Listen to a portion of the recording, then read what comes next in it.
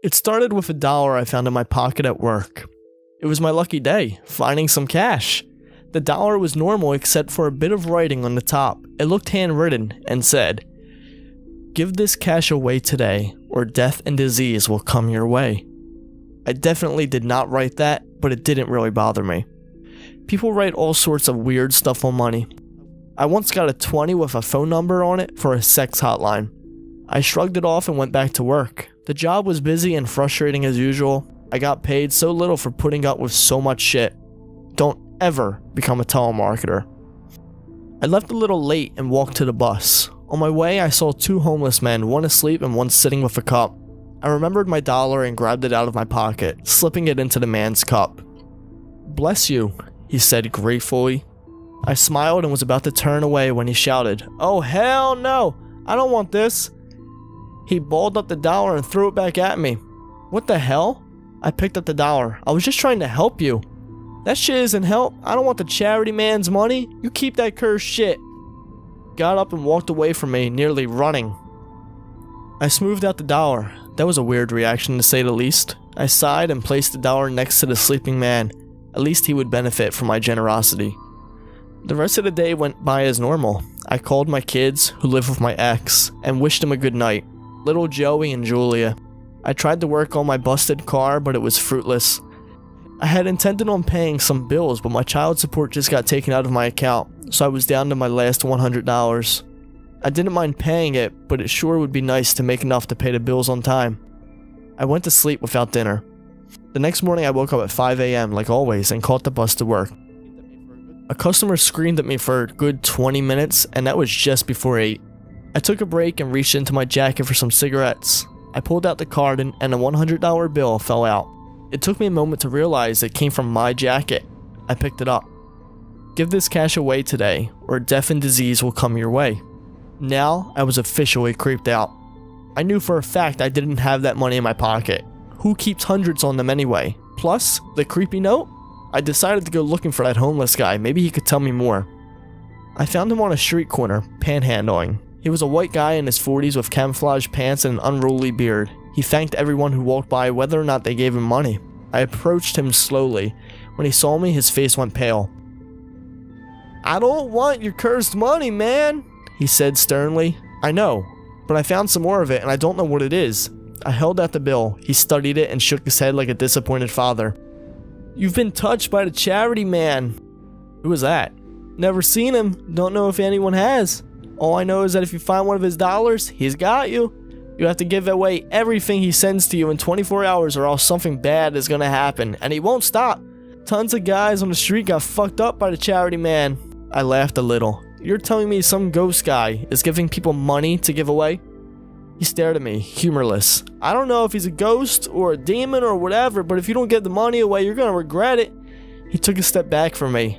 "Now leave me alone. You fucked up my buddy yesterday and I'm not going to let you do that to me." I went back to work more confused than before. This couldn't be real, right?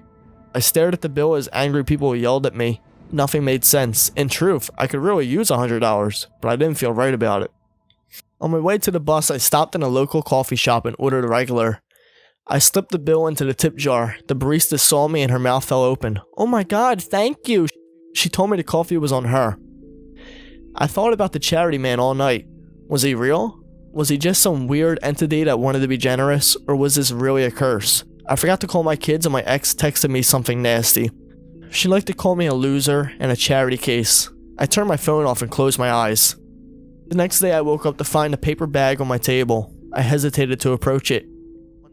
On the brown paper was written, "Give this cash away today, or death and disease will come your way."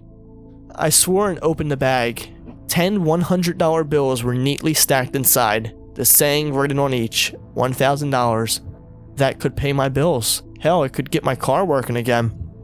I didn't want to risk it. I walked by my neighbor's place and stuck the bag inside his mailbox. He had a little girl. Maybe he could use the money.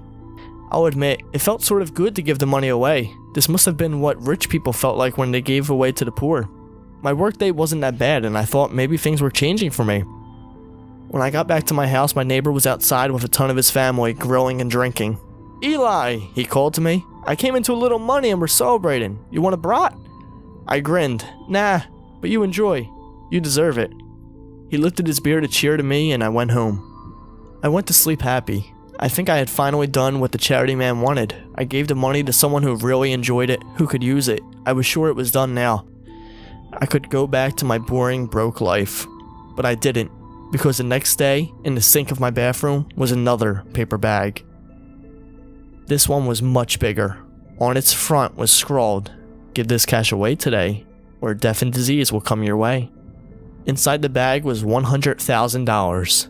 I skipped work and spent the morning counting it. My breath was heavy and I was shaking as I placed each bill down. I didn't do enough. Maybe that guy was right. It wouldn't ever end. Suddenly I realized something. How to stop this cycle. I licked my lips. Fuck this curse. I was going to spend it all in one day. Me. I needed the money anyway. This fucked up thing that was happening to me must be stopped. Maybe this would do it. First, I paid my rent for the next 12 months. Then, I paid off my credit cards, my debts, and my bills. I still had $50K. I went to the dealership and bought a new car, cash in hand. Now it was down to $20K. I called up my bank and set up 2 college funds, one for each of my kids, $10K each.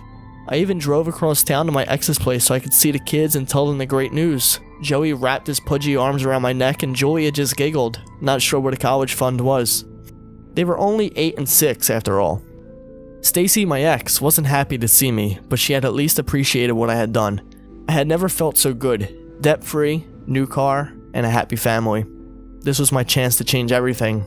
I was a new man. That night, I spread out in my bed, joy overflowing. "Take that, charity man," I whispered. I swore a shadow moved across the ceiling as I fell asleep. The next day, there was no bag waiting for me. I was elated. I beat the system. Maybe this is what the charity man wanted all along. I triumphantly strode to my car, ready to quit my job and find something better. Money would no longer rule my life. That's when my phone rang. It was my ex. I rolled my eyes, but I knew I had to pick it up. "What's up, Stacy?" "Eli, you need to come over." "What's wrong?" Her voice was shaking. I had never heard her so scared. "I need you, please. The cops are here. I have to go, but please come." The phone went dead. A pit in my stomach grew. My confidence shrunk. I drove as fast as I could to Stacy's. 4 cop cars blocked off the roads. An ambulance sat in the driveway. I ran out of my car and Stacy was sitting on the front stoop. "Sir, this is an active crime scene." A cop stood in front of me. My ex-wife is there. My kids live here." The cop raised his eyebrows. "Those were your kids?" "Were." Stacy saw me and launched into a run, falling into my arms in tears. "I don't know what happened. He never showed any signs. What happened?" I took her by the shoulders and stared into her eyes. She sniffed. "It's Joey. He killed Julia." It felt like all of the blood left my body. I was cold and empty. Stacy slowly told me the story. She walked into their shared bedroom to find Julia hanging from the light in the middle of the room. Joey was hitting her with his baseball bat. He was all smiles. He said his new friend said Julia was a piñata full of candy. "What did he call this new friend?" I asked, quivering. "The chairman? The chair city man?" I couldn't understand them. She touched my face. "They arrested our baby." I spent the day with Stacy, in and out of the police station. I was asked to identify Julia, even though we all knew it was her. My baby was blue and purple. She was hideous on the metal table, eyes bulging. I got to see Joey for only a few minutes in between his interviews. He was seeing a doctor and a social worker, all while handcuffed. When I entered the room, he beamed. "Daddy!" He went to hug me, but the officer stopped him. "No touching," he said. I fell to my knees. "Joey, why did you do this to your sister? Didn't you love her?" "I love Julia," he responded, a little confused. "We were playing piñata. Julia tied herself up and I was the one who got the candy. We were the greedy kids who wanted all the sweets. The charity man said it would be fun." "What did this man look like?" He locked eyes with me. "He looked like you, Daddy. Exactly like you." I got home a little after midnight. I didn't turn the lights on. I just wanted to go to sleep. I wanted this to be a dream. I thought I had ended the cycle, but I had actually played right into his game. I got greedy. It was all my fault. I didn't want to wake up. The reality of yesterday was still fresh in my mind. I stumbled into the kitchen. I found something beneath my foot. It was a $100 bill. I rubbed my eyes and saw that my entire kitchen had been strewn with them. Hundreds of bills in every crevice, each with the same goddamn writing. Give this cash away today or death and disease will come your way. It's noon now. I counted the money, and it's exactly $1 million. I have 12 hours to get rid of it. Please, somebody take this from me. I live right outside of Austin. I will drive however long to give this to you. Please. I can't lose anything else.